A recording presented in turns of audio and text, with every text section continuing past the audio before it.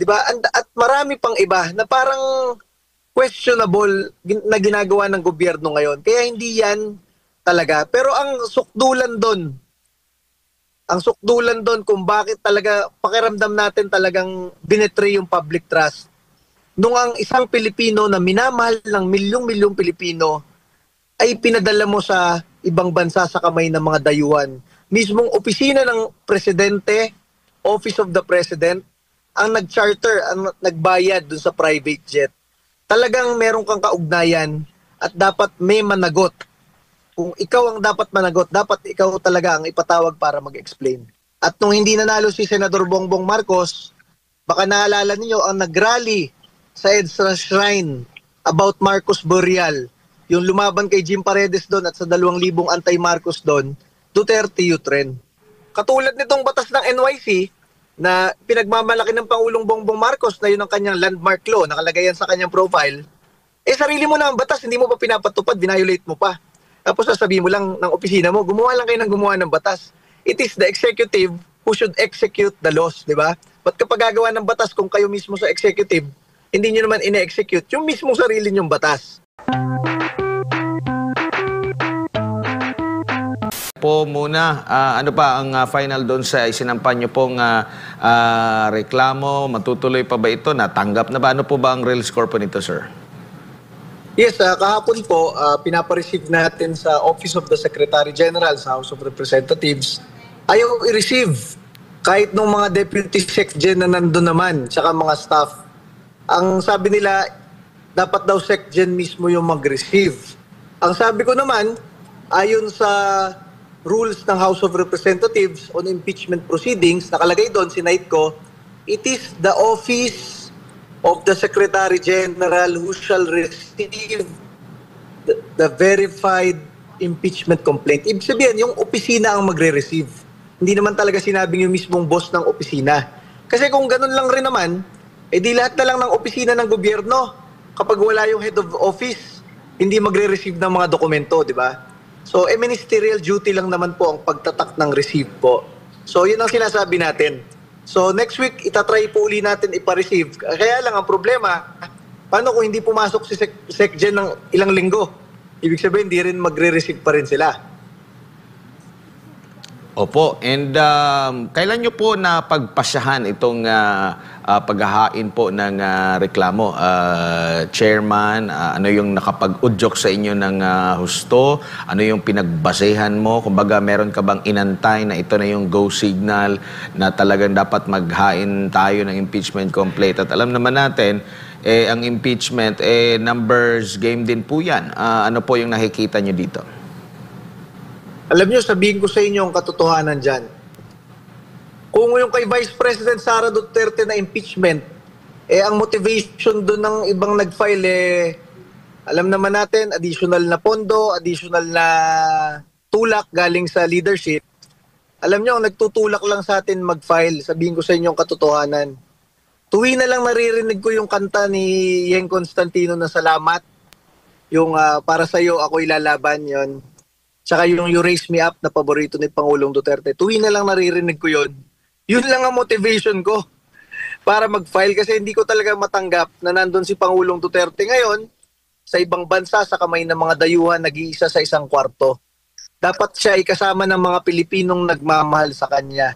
Kaya ang kinaso natin sa impeachment complaint, talagang nilagay natin culpable violation of the Constitution dahil nakalagay sa ating saligang batas, sovereignty resides in the Filipino people.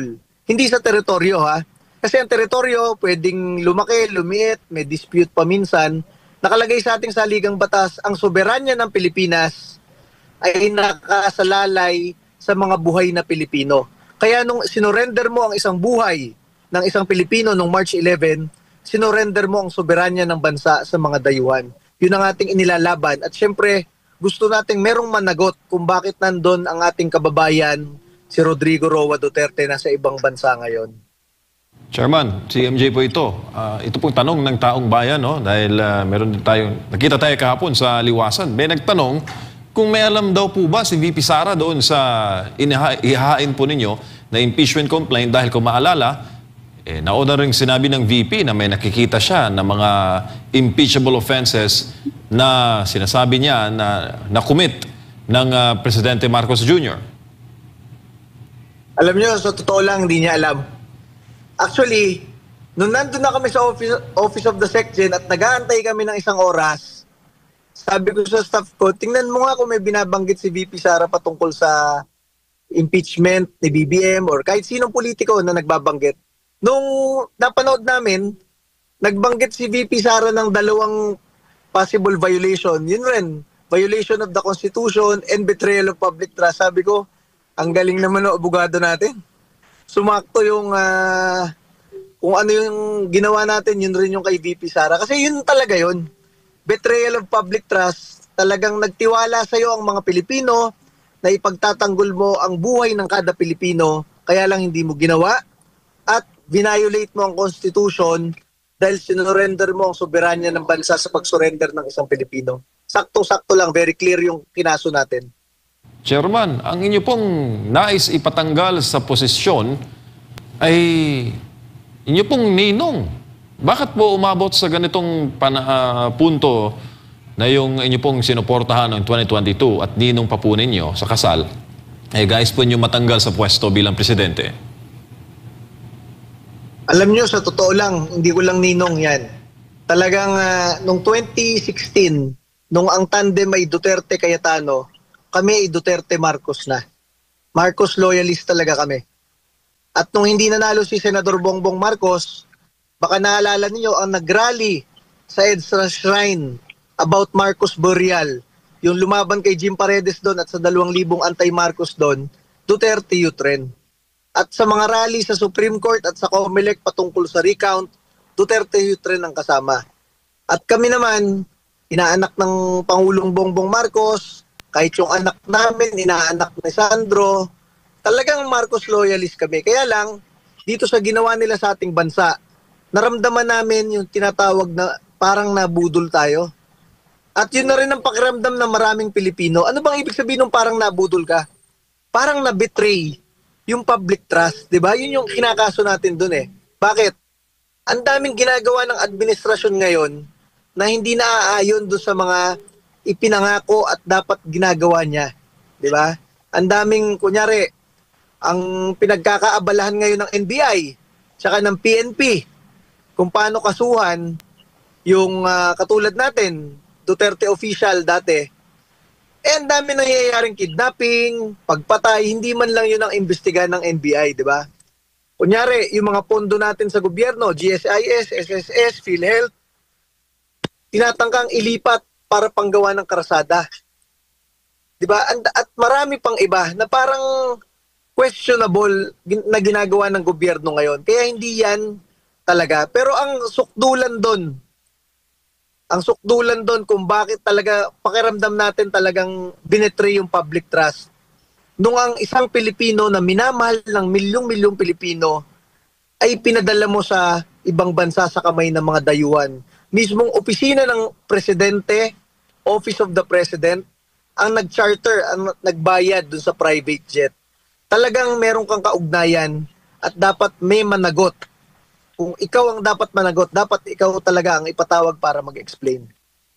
Chairman, doon tayo sa yung personal na knowledge o pagkakakilala at mga experiences mo bago siya naging presidente. Ano ba yung mga maaari mo maikwento sa amin kung ano ba si civilian BBM noon at ngayon na siya ay President BBM na? Ano ba yung kanilang pagkakaiba based sa yung personal na karanasan at pagkikipagtungo sa kanila? Ang masabi ko sa inyo, mabait naman yan nung dati. Lagi kami pinapatawag, lagi kami kinakamusta, lagi kinabate, pag birthday, pag wedding anniversary namin, pinapatawag kami sa bahay, pinapatawag kami sa kainan, at napunta kami. Nangyari nga dyan, may Christmas party ng kaysa isang congresswoman lang na umattend, ay si Congresswoman Cardema lang ng Duterte Youth Party List. Kasi karamihan ng mga kongresista noon, doon siyempre pumupunta kay Vice President Leni Robredo. Pero kami, talagang loyalista kami. Ang problema nung nakaupo sila, parang nag-iba yung ugali. At siyempre, dahil ikaw ang presidente ng bansa, maraming problema ang bansa, pakiramdam namin, dinedelegate na lang niya yung decision making sa ibang mga nakapaligid sa kanya. Kaya baka ganyan ang nangyayari. Parang hindi siya ang in control. For example, ako na dating National Youth Commission Chairman, 6 na taon akong tumutulong sa kanila dahil inaanak nila ako. Karamihan ng ating mga youth convention, sila ang guest of honor. Si Senador Amy Marcos, Governor Amy Marcos pa noon, tsaka si Senador Bongbong Marcos. Isipin ninyo, last year, tinanggal ako ni Pangulong Bongbong Marcos sa NYC. Fixed term ako. At ang nagsasaad na fixed term ako, yung batas na mismong siya ang gumawa, NYC law, ginawa niya ng Congressman Bongbong Marcos pa siya. So nilabag niya ang batas na yon, hindi ko naman maireklamo siya. Kasi sa Pilipinas pala, ang presidente bawal kasuhan. Kahit nilabag na yung batas. Ang pwede mo lang ikaso sa kanya, eto lang talaga impeachment complaint para dun siya managot at magpaliwanag. Chairman, marami po nagsasabi na baka naman ganyan po yung mga ginagawa bilang restback o shall we say sour graping, no? Dahil tinanggal kayo sa NYC. Ano pong tugon nyo dyan, Chairman, sa mga ganoong anggulo?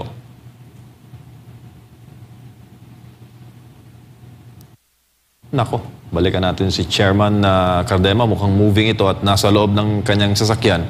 Tumatakbo rin kasi itong bukal partner sa isang lugar sa Laguna. At campaign period pa naman at mukhang sinusulit yung nalalabing mga panahon. Chairman, andyan ka na ba, sir? Balikan natin mamaya si Chairman Ronald Cardema. Mahalagang natin partner, maitanong sa kanya kung kahit anong mangyari ba, itutuloy niya pa rin yung paghahain ng impeachment complaint laban kay Presidente Marcos, knowing na yung kanyang first attempt ay hindi po nag-succeed dyan sa mababang kapulungan ng Kongreso.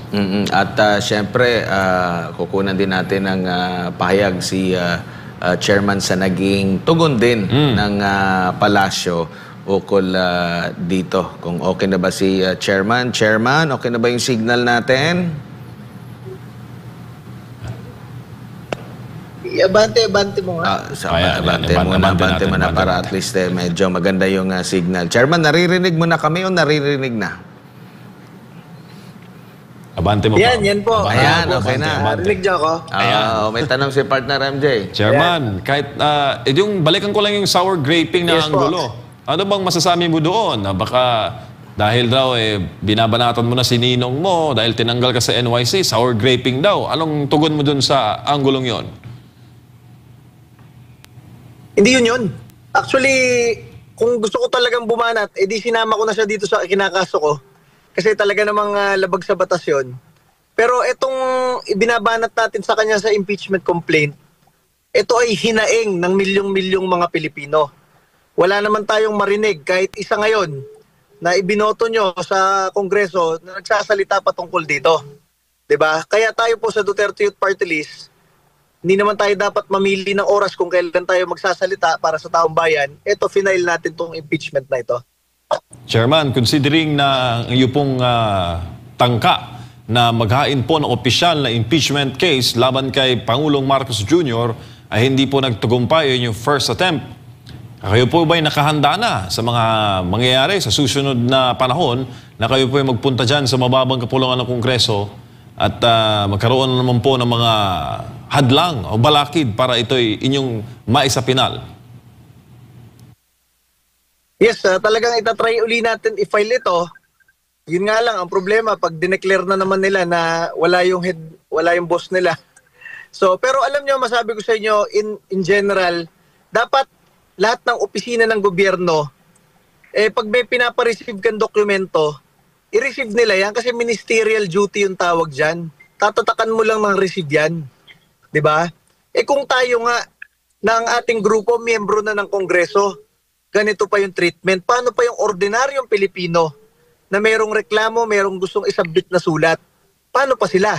Kung tayo nga na member ng 300 plus na kongresista, hindi ine-entertain at tinatatakan yung ating pinapareceive na document, paano pa ang ordinaryong Pilipino, milyong-milyong masang Pilipino, di ba?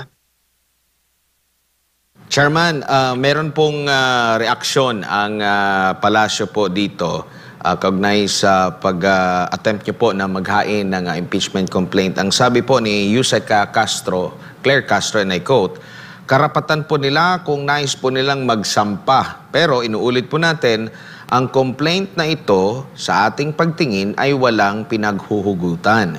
Uulitin natin, ang Pangulo at ang administrasyon ay gumaganap lamang ng kanilang katungkulan at ang batas ay pinapairal pati na po ang kanilang commitment sa Interpol. Kung mayroon mang sariling interes patungkol dito, nananaisin pa ba nila na hindi sundin ang batas, hindi ipagpatuloy ang commitment or talikuran ng commitment sa Interpol para sa mga taong inaakusahan ng crimes against humanity? Muli, maliban po sa ginagawa po ng Duterte Youth Party List patungkol dito, mas maganda rin po bilang mambabatas makagawa sila ng mas maraming batas." Chairman. Yes, unang-una masabi ko dyan, alam nyo, hindi problema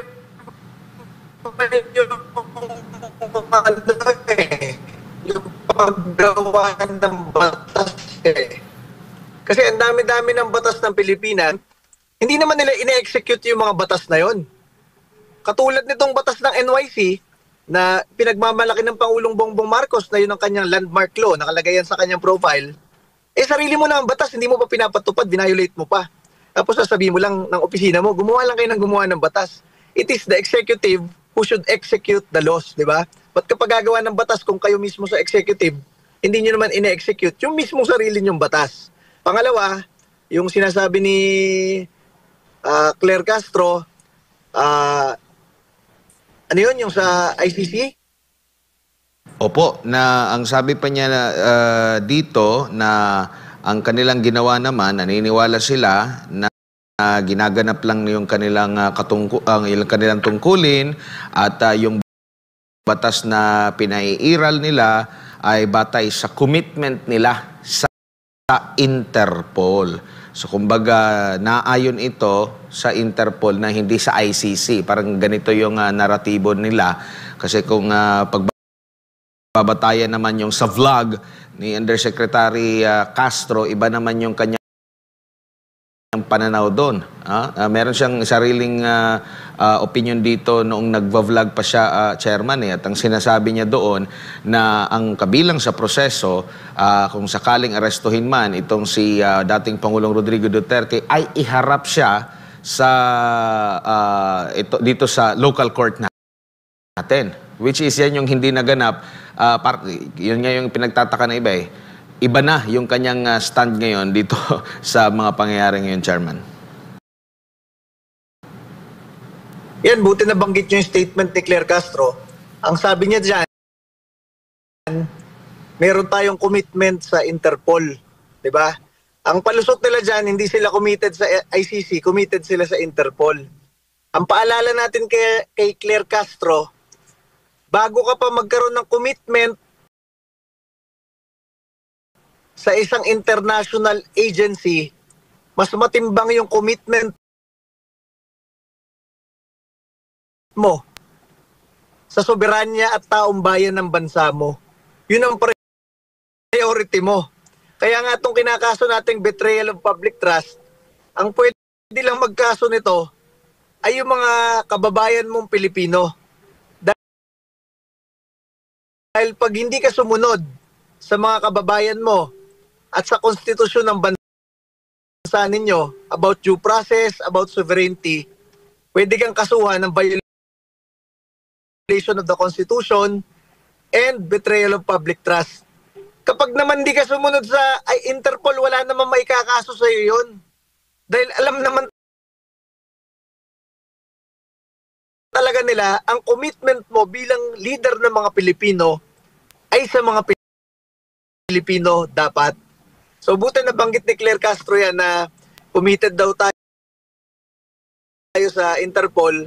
Paalala ko sa iyo, Claire Castro, bago pa maging committed tayo sa Interpol, nanumpa ang Pangulo na magiging committed siya sa ating konstitusyon, sa soberanya ng bansa, at siyempre sa mga Pilipinong nagluklok sa kanya.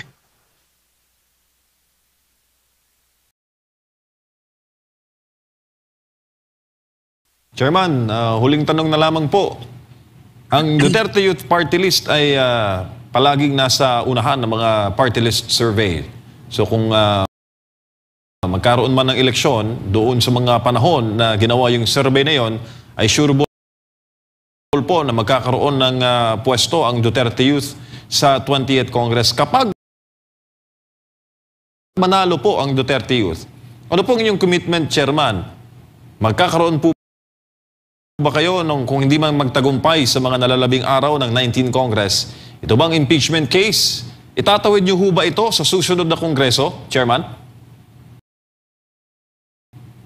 Yes, unang-una, talagang hindi tayo titigil dyan. Kasi araw-araw naman natin hindi kasama si Pangulong Duterte. Araw-araw naman natin kine-question kung bakit hindi natin maibalik dito. And araw-araw rin natin tinatanong, sino ba dapat ang responsible sa pagdadala ng isang Pilipino doon sa mga dayuhan. So hanggat hindi nasasagot yan, talagang ipa-file natin tong impeachment na ito para maipaliwanag ng Chief Executive kung bakit siya inalaw ito o baka inuutos niya ito. Tapos doon sa tanong nyo kung ano pa bang mga commitment ng Duterte Youth Party List, alam nyo, ayon sa survey, baka magkaroon tayo ng 3 kongresista.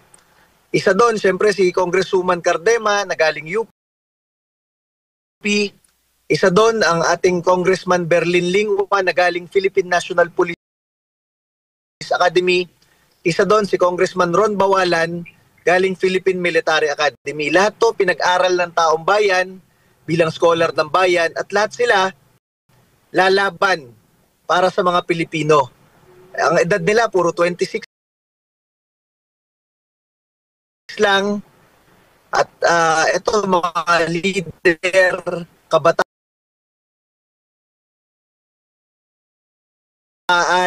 pinag-aral ng bayan, maglilingkod at lalaban para sa bayan. At masabi ko sa inyo, pag nanalo tayo ng 3 tayo sa Kongreso, ang Duterte Youth Party List, etong 3 ito, ang lalaban sa mga komunista, ang magpapatawag sa mga opisyal ng PNP na umabuso sa kanilang trabaho, ginawa nilang halos kidnapin nila si Pangulong Duterte, ipapatawag yan ng Duterte Youth Party List. Yung mga taga-AFP naman, na tinanggalan ng security si Vice President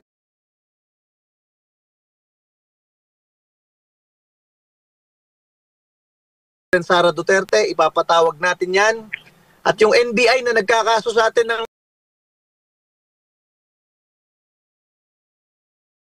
unlawful utterance, ipapatawag natin yan kasi 2 billion a year ang budget niyan. Hindi man lang sila nag-iimbestiga sa mga kidnapping, pagpatay. Ang iniimbestiga nila, itong mga ganito kababang unlawful utterance. Basta ang tinitira nila mga Duterte officials dati. So lahat yan ipapatawag ng Duterte Youth Party List. Kung sakaling manalo po tayo at tayo ay magkaroon ng 3 kongresista po. Maraming salamat po, Chairman Ronald Cardema, sa inyo pong panahon. Ngayon pong 10 oras na ng gabi at mabuhay po kayo, sir. Thank you po, Boss MJ, Boss Admar.